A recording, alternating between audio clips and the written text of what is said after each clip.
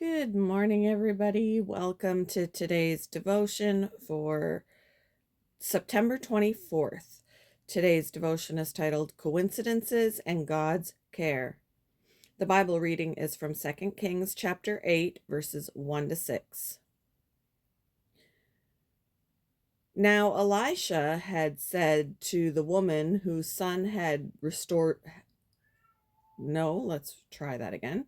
Now Elisha had said to the woman whose son he had restored to life, "Go away with your family and stay for a while wherever you can, because the Lord has decreed a famine in the land that will last 7 years." The woman proceeded to do as the man of God said. She and her family went away and stayed in the land of the Philistines 7 years. At the end of the 7 years, she came back from the land of the Philistines and went to appeal to the king for her house and land. The king was talking to Gehazi, the servant of the man of God, and had said, "Tell me about all the great things Elisha has done." Just as Gehazi was telling the king how Elisha had restored the dead to life, the woman whose son Elisha had brought back to life came to appeal to the king for her house and land. Gehazi said, "This is the woman, my lord, the king, and this is her son whom Elisha restored to life."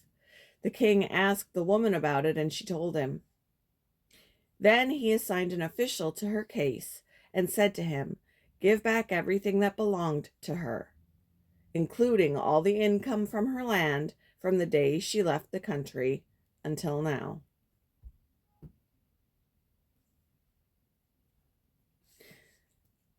Dante's neighborhood in Manila was prone to flooding. On rainy days, the little boy reached school by crossing a makeshift wooden bridge put up by a neighbor. Mr. Thomas helped the community get around, Dante said. He'd guide me on the bridge, shielding me from the rain. Years later, Dante joined a church north of Manila. Leo, his Bible study leader, mentored him. In a conversation about their childhoods, Dante discovered Leo was Mr. Thomas's son. "There's no such thing as coincidence," Dante said.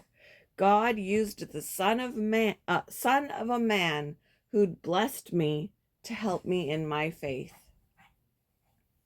A woman from the town of Shunem also experienced God's providence.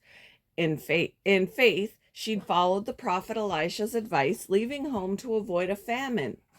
In doing so, she'd forfeited her claim to her house and land. Now, at the exact moment she was seeking help from the king about this matter, the king just happened to be talking with Gehazi, Elisha's servant, about her. Years later, Gehazi had seen the woman's dead son raised to life. Now, Gehazi said, "This is the woman, my lord the king, and this is her son whom Elisha restored to life." The king then assigned an official to her case and returned her property. We can trust in God and his care even when things may not go as we planned. Our sovereign God will help us. How does a Shunammite woman's story encourage you? And what does it say about God's care? Thank you for joining me for today's devotion, and I hope you all have a wonderful day.